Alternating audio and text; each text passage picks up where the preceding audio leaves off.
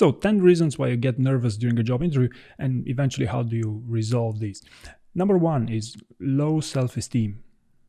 And I actually know many of you have actually reported back to me with job offers as using my channel as a motivator in your journey to have a successful job interview.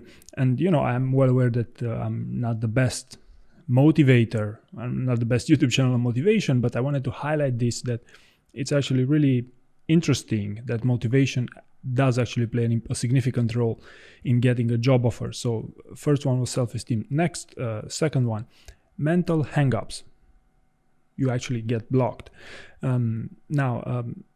Yes, this does happen. It's kind of normal because actually you're going into a rather new type of experience. But how do you fix this?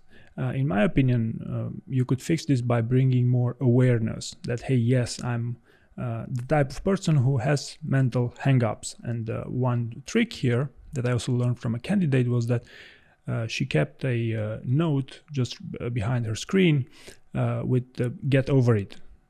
So whenever a mental hang-up would happen, you would refer to that and move on.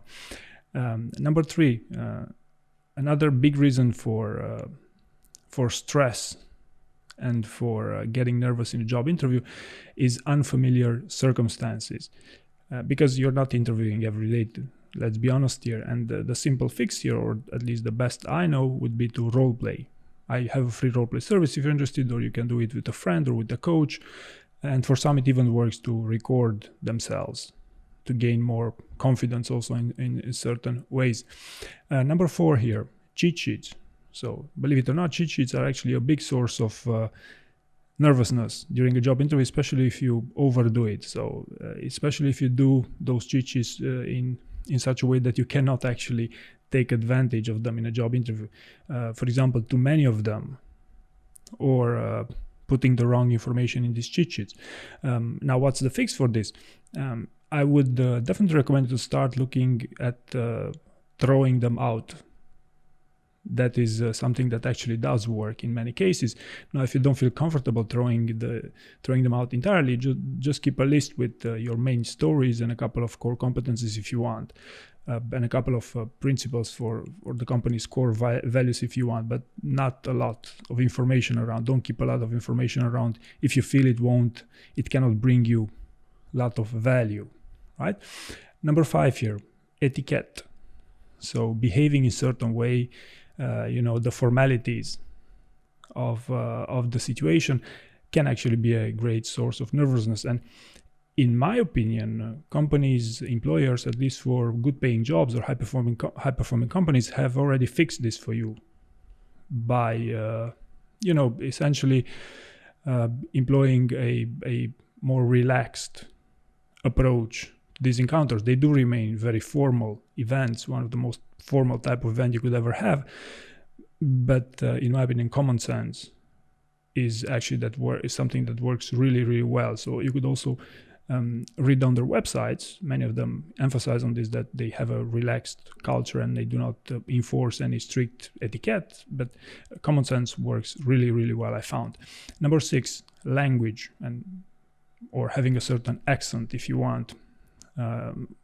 This is a topic that was often referred to me, especially by international candidates. They, hey, Dan, I cannot speak very fluently. I do have an accent. What's going on here? My simple answer is they don't care. So in my opinion, they already fixed this for you. And to be honest, I've never, ever heard of one candidate even thinking they got rejected from a FANG company because of their accent. Not once, not even once. Number seven, poor rapport with the interviewer. And this is, a more complicated matter, but essentially this could happen because of the first couple of seconds in the conversation, the introductory part, which, by the way, you should practice, see what you're going to say in the beginning of the interview. Or even worse, I should say that during the actual interview that you feel there's no chemistry between both of you. And unfortunately, there's no easy fix for you. But what you could try is to become a better listener, to understand why that discrepancy exists. You could also employ some more straightforward approaches, such as to really ask them, hey, do you think my answer is good? Do you think I'm doing something wrong? Is there anything I could do better here? You could have even such a direct approach if you feel like it's worth exploring it. So if you get too nervous because you the lack of chemistry, then yes, you could eventually diffuse it by asking these things. But the rapport thing is something that you should take it as is, especially for the part during which the interviewing takes place, because some interviewers intentionally don't want to build too much rapport with their interviewees because they want to put pressure on you. So you should know these things as well. Number 8, being a perfectionist. Now, from experience, this is not the majority of candidates who exhibit nervousness because of perfectionism, but there are candidates who actually reported back to me that then I overestimated the requirements for the job. I actually over-prepared, and actually it was much easier than I thought it would be. And there are quite a few of these, but it's not the majority, believe me. Number 9, lack of knowledge about the company.